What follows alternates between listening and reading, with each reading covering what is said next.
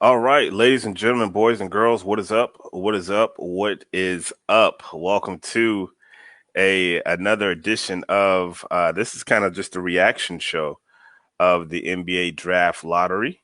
Let me make sure my mic is good. Okay, yeah, I think we good. So let's get down to it, guys. I want to hear your thoughts on the NBA draft lottery. Yes, come on in. Come on in. Let's see what we got. Shout out to my guys in the chat checking in. This is a Hawks podcast, but hey, man, you don't got to be a Hawks fan to check us out. Let's kick things off with my guy, Lil Muggy. My man's obviously disappointed. Says, "Look, man, we should have got the number one pick."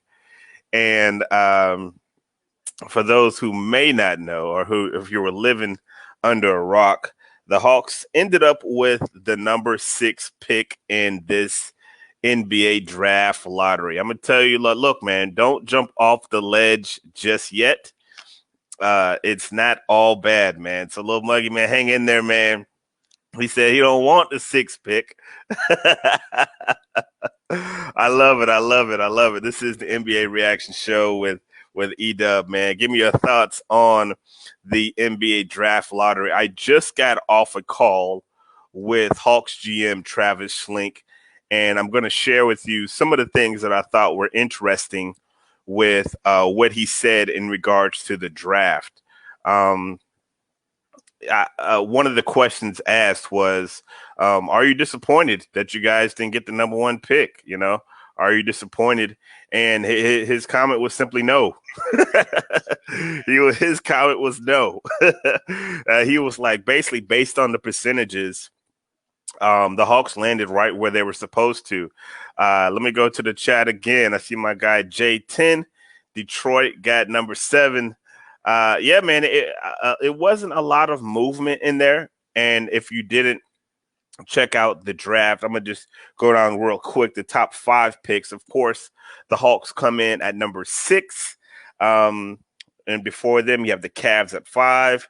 The Bulls at 4. Shout out to my guy, Derek Thompson. Very excited about the 4th pick.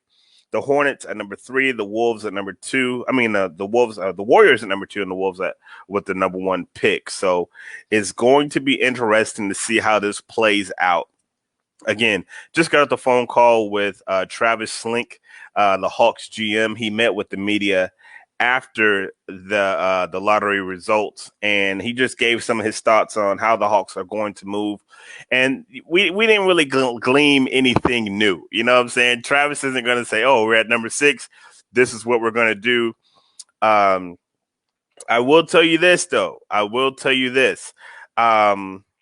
He did mention, Travis did say that of course, at 6, he said, of course, we're looking at all our options. This is one thing I found interesting. He said financially, we're at a place where we can take on another contract if we need to.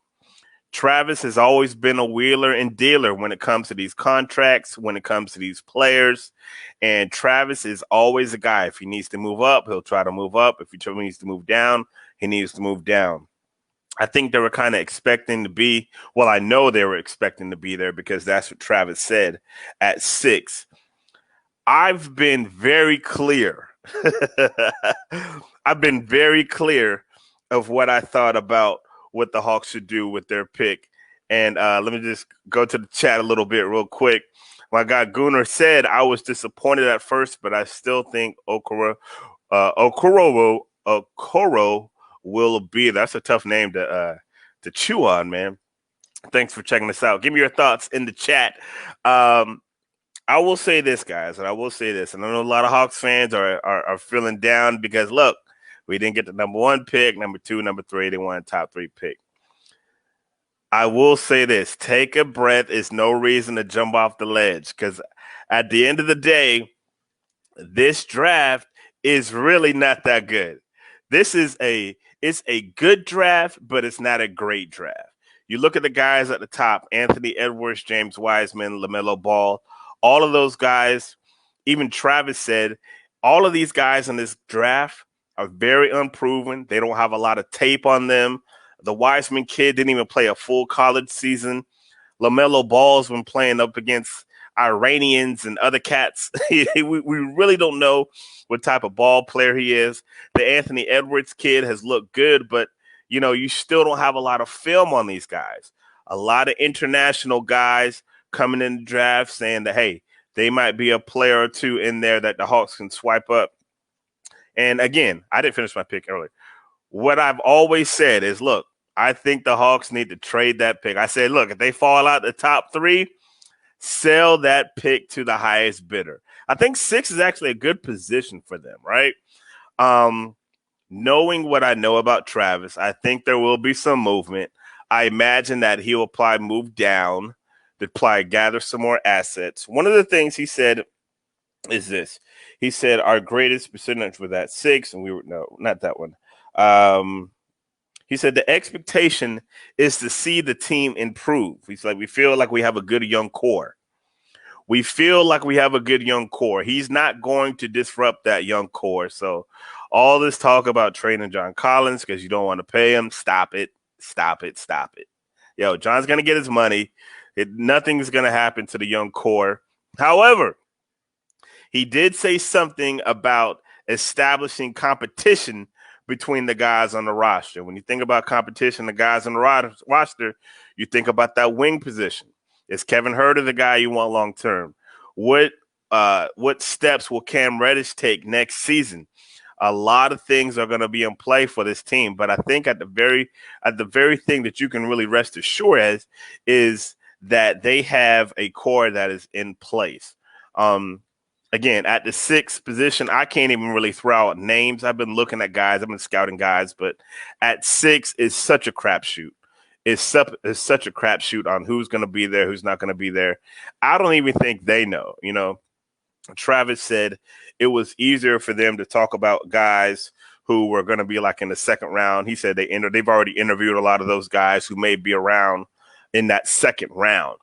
The Hawks also have the 50th pick in the draft as well. So they're going to have a 2nd round pick, and they're going to have to take care of that as well. So let me hear what you guys think about the picks, man. You're feeling down, you're feeling upset. And again, this draft isn't so loaded so that you should be disappointed by not getting the number 1 pick. Listen to me again. This draft is not so loaded that you should feel bad if you're not a number 1 pick, not even in the top 3 pick. Look, guys, there's simply just not elite talent in this draft. I'm not going to say there's no talent. There's not elite talent. Shout out to my guy Derek in the chat. I can't post it. It's not coming on the thing. He said, shout out to the Knicks for getting the 8th pick. Yes, the Knicks never disappoint. And anytime I can get a little jab in there at those Knicks, I'm going to take it every single time. Shout out to the Knicks tape, all the Knicks fans out there. Shout out to my guy in the chat, Trupain Virgo, one of my guys, man. I was in pain for a little bit, but I'm cool now. Yeah, you got to just let that emotion flow through you, bro. It's going to be okay. You got to understand this draft is a lot different than the ones in the previous years, right? It's a little bit different because we have a point guard now, right? We got a veteran presence in John Collins. We have a shot blocker in Kent Capella. We have young guns that are going to be up and coming with DeAndre and Cam Reddish, and hopefully we can get a full year out of Kevin Huerter. So there's not a lot of necessity because that core is in place. Would have been nice to be in that top 3, but that just wasn't in the cards this year. So number 6 is still a top 10 pick. At the worst, even if the Hawks decide to keep it, it's still a top 10 pick. What I found funny was that the fact that the Wolves got the number 1 pick. And when you look at the Wolves and their draft picks over the years, they've just done an awful job. They have just been an awfully run organization. I'm going to say it. All of the money they gave all those guys up there, I mean, it looks like they're virtually starting over. They got D'Angelo Russell. Who knows what Anthony Towns is gonna be? So I don't know. I trust Minnesota to whatever the right things to do. I trust them to do the opposite. No shade to the Wolves, of course. After I shade them, but look again, guys. This isn't an elite draft. There's not an elite guy out there that was a pick. I'll be honest with you, I do like the Edwards kid. He was the only guy that I thought, okay, yeah, like maybe he could fit. But even still, I didn't like him at like number one. You're going to draft the number one guy and bring him off the bench? Come on, man. Like that's not a good move because I'm gonna tell you this: as much as Anthony Edwards is a good ball player, he's not better than any of those guys on the Hawks roster. Them dudes is pros. Like you're not better than them. I'm telling you right now, he's not better than none of them cats right now. So as much as I love Anthony Edwards, I didn't really like him at one. Like if you was able to like sneak and grab him at like 3 or 4, like I mean, I was a little bit better, but nah, man, I'm just nah. But is it bedtime? Come on, give me daddy a hug. Say, buddy. This is my daughter Samantha. Say hi. Bye. Mwah. Nighttime. So yeah, man, we got real things happening right now. It's bedtime here in the powerhouse, but we still talking NBA draft lottery reaction. Give me a shot in the chat about how you guys feel about your team and how they ended up in the draft. Again, Hawks end up with the 6th pick. The Wolves, Warriors, Hornets, Bulls, Cavs. Look, man, somebody asked Travis in the press conference, is this the last year that you hope to be in the draft? And in essence, he was like, yeah. He talked about wanting and needing the team to be better. And I think that we can all be in agreement that next year the expectation is playoffs, right? Everybody, even the most rabid Hawks fan, I think that the understanding is the expectation next year is playoffs. So again, we shouldn't even be worried about the draft like that falling in 6 because next year the expectation is playoffs. In the East, I believe next year this will be a Hawks playoff team. I took a lot of heat from some of y'all on the timeline because I said this year this is not a Hawks playoff team, especially with that opening day roster with Evan Turner and Chandler Parsons. Some of y'all wanted to argue me down. Like, look, man, it ain't nothing personal. That's just not a playoff team, you know. I think that next year they're going to be ready, and at the very least, you can grab an 8 seed, 7 seed, 6 seed in the East. I think that is very much possible in the scope of things. I mean, right now they're watching these guys playing, and I know they're burning. And knowing what I know about Trey, knowing what I know about John, they're burning right now. They wish that they're upset. They got a chip on their shoulder, man. They got a chip that they weren't invited to the bubble. They weren't invited to no bubble. They felt they should have been in the bubble. You know what I'm saying? They got teams like Dallas and especially, let me tell you this, guys, especially with the development of Luka Doncic and how he's balling in the playoffs. You think that's not eating Trey? You think that's not eating Trey? I'm going to tell you this, as somebody that's covered the team this year. That's eating Trey. That is eating Trey, bro. I'm telling you. So, the expectation next year is playoffs. So I wouldn't get too worked up over the draft. There's still some decent guys out there. I see another name. Shout out to my guy in the chat. 2 local products, Okoro, Vassell, should be available there. Yeah, like I said, guys, you can still get value. You know what I'm saying? You can still get value at number 6 if you want it there. I don't think Travis is going to stay there personally, knowing what I know about Travis and just hearing how he's talking about maybe there's a possibility that they can trade a pick and get some more contracts or whatever. I think that's just how Travis rolls, man. Travis, I'm telling you, I remember when Travis was introduced at the press conference as the new GM of the Atlanta Hawks. All he talked about was moving assets, moving money around. He's a genius when it comes to that, bruh. I'm telling you, he's a genius. Look at all this money. The Hawks have, I think, if not the most, the second most, or at the very least, the third most money to spend on free agency. I believe it's the second most. I'd have to go back and check. I want to say they got about $70 million to spend in free agency. That's thanks to Travis Slink because he moved all those contracts. He absorbed some of those short contracts, the Chandler Parsons, the Evan Turners, all those guys that was just collecting the check. All of that money falls off the books this year. It's all off the books. So now you have money, you have flexibility. So if you need to take on another contract for a year, so be it. You know what I'm saying? He has put this team in a great position financially. You got a good young core. And to be completely honest with you, even if you take Capella out the picture, and I like the Capella kid, and I think he's going to be a part of what the Hawks do next year. That core five of Trey, Herter, Cam, DeAndre, and John. I like that five, to be honest with you. I like John at the center position. Even though he's not as good defensively as Capella as far as blocking shots or whatever, but that's a good core. You know what I'm saying? I imagine that he's probably going to start Capella if he's ready to go and probably bring Cam off the bench if that's what they're going to do. But again, uh, shout out to my guy Jansen. Let me get up his stat out there. I'm pissed they got the 6th pick. I read that in your voice, Jansen. Shout out to my guy Jansen, my last co-host on the Hawksbeat podcast. Go ahead and check that out on Spotify, iTunes, Google Play, wherever you can find your podcasts at.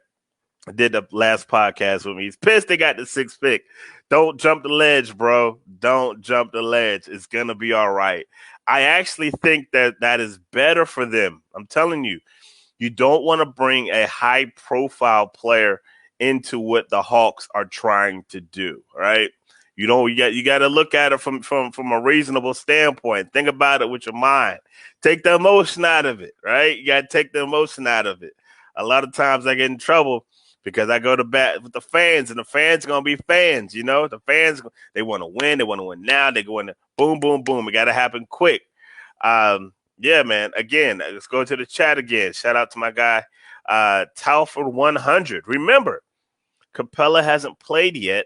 We have the 6 picks, and our young guns will approve. Thank you very much. This man is listening to what I'm saying. Give me your thoughts in the chat, man. Keep them coming. Keep them coming. But again, and another thing, speaking about Clint Capella, there has to be, listen to me closely, there has to be a level of patience when you talk about the Clint Capella experiment. All right? What do I mean? What I mean is this. There is Lloyd Pierce has never played John Collins and Clint Capella together. So he doesn't know what that looks like. As a coach, you don't just plug players in and have it work. You don't. You don't just plug players in and have it work. This is not NBA 2K. You can't just plug them in and be like, okay, it's going to work. It doesn't work like that, guys. It's going to take some time. He's going to have to figure out the timing. He's going to have to figure out the spacing. I'm in favor of kind of staggering their minutes, start them off together, maybe give Clint a breather, let John move to that 5 position, bring Cam off the bench, let Cam kind of grow into that 6-man position. Because he's, as much as y'all love Cam, we love Cam, he's still learning the game. Let him grow into that 6-man position, learn the game a little bit more, and bring him along. Stagger the minutes, bring Capella back in because he's definitely going to be an asset because, just looking at the metrics, Trey and Kevin Herter, they're not good defenders. They're just not good defenders. Like, we're not finna go back and forth about arguing on the effectiveness of Trey and Kevin. And I love them dudes. Like, I've gone to bat against some of y'all about the effectiveness of Trey and Kevin, some of them dudes. But, I mean, you look at the metrics, the analytics, they're just not good defenders. So Clint Capella is here to erase the deficiencies of Kevin Herter, of Trae Young. Period. That is why they got him. They got a big man. He is there to erase their deficiencies on defense. Trey gets beat on the corner. Kevin Herter gets beat on the corner. Now you have a shot blocker that can alter their shots. Now you have a shot blocker that can alter their shots. So that is why you bring Clint Capella in. But again, it's going to take a while for Lloyd Pierce to figure out what works with him and John Collins. How's the spacing going? Is John Collins going to have to scoot out? John likes that corner 3. I wish that John would develop like that little 16, 14-foot jumper that Horace Grant used to hit, like at the top of the key. That would really help with spacing. I mean, again, Coach Pierce hasn't seen it. We haven't seen it, so it's going to be new. Don't expect the first game of the season for it to look pretty, is all I'm saying, because nobody's seen what it looks like. Some more, let's go to the chat, some more reaction. Shout out to our guy Sterling Seals. I see you in the chat, my brother. I'm open to trade the pick if the deal is right. I strongly believe Devon Dotson is now a pick we should covet later in the draft to back up Trae Young. Great point. Great point. Again, I believe that there is value at that six spot. One of the huge deficiencies in the Hawks last year was when Trae Young went to the bench. Oh my God. I remember tweeting many a night, like, yo, man, he's simply out of gas in that fourth quarter. There were so many games where Trae was just out of gas. And as much as he wants to compete, as much as, he can only do so much. You're running him into the ground. You need a point guard that can stabilize that position. Is Brandon Godwin going to be that guy? I hope he is. But I'm not sure, to be honest with you. And I love Brandon Godwin. Had several good games last year. The one in Orlando, he had a good game in Atlanta. I forget exactly who they were playing, but I'm not sure that he can be that guy every single night. You need that guy who's going to be there every single night. And right now, I don't think Brandon Godwin is the guy. I could be wrong. I hope that I'm wrong because I love Brandon Goodwin. He's a dog, and I want to see more of that dog. I want to see a consistent dog. You know what I'm saying? So one free agent point guard that's available, and I know we're not really talking free agents. The point guard out in Orlando, I can't think of his name right now, but he's going to be a free agent. Savvy point guard, steady presence. Would love to see him in Atlanta backing up Trae Young, having a mature presence backing up your point guard, because Trae's already going to eat up a lot of minutes. But you don't want to run Trae into the ground, man. You don't want to run. DJ Augustine. Thanks, Tremaine. See, that's my guy, man. That's what I'm talking about. Teamwork. DJ Augustine. I did a show on one of the podcasts. You had to go back and check it, where I listed 5 guys who I think that the Hawks should get. DJ Augustine was one of those guys, man. Savvy point guard. He's not going to make a lot of mistakes. He knows how to run a team. He's been around. I think that would be some good value for the Hawks. And as far as what the Hawks need, I think that's one of their needs is a point guard. I think they also could use some shooting. So I will say this: at the end of the day, whether it's the 6th pick, the 8th pick, and I've said this again, I trust in Travis. I trust Travis Slink knows what he's doing. There is a reason Travis Slink is the GM of the Atlanta Hawks and not you and not me. There's a reason he's in that position. And Travis is bona fide. He knows the game. He knows what he's doing.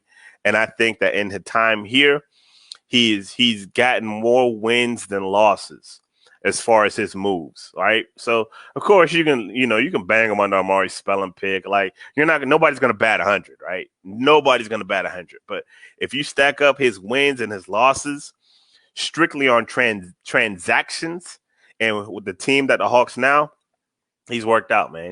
He's worked out worth his weight in gold, man. So again, Hawks get the 6th pick. Trying to talk you guys off a ledge and say, look, man, it's going to be all right. It's not a lot of star power in this draft. Not a lot of elite star power. I'll say that. A lot of overseas guys. We're going to start doing some work on some of these overseas guys who we just haven't seen play. It's going to be interesting to see the start of how the league is going to operate. I know the league put out something saying that there's a possibility that the league won't start until December. When they typically have I think it's like an October start. They definitely can't do that because the season got pushed back. So they're waiting to see when exactly they can start the league and do it from a safety standpoint, because they want everybody safe and they want fans in the seats. So they have to make sure that they're doing things the right. And kudos to the NBA for doing everything in the bubble. Somebody asked them a question about how he feels the bubble has been going. I'm talking about Travis Link, the GM. And Travis said that he went down there for 5 days once they kind of in the early part just to see how they're running, see how they're running the thing down there in the bubble. No COVID outbreaks down there. I think they've done an amazing job incorporating the fans as much as possible, bringing in the music, keeping the guys healthy, and giving us good basketball, man. And shout out to the NBA, man. Shout out to the NBA because nobody's going to do it better than the NBA. And I think they have done a great job, man. So I appreciate you guys for hopping on with me this tonight. Talk a little bit about this draft lottery. Shout out to everybody that gave their opinion in the chat.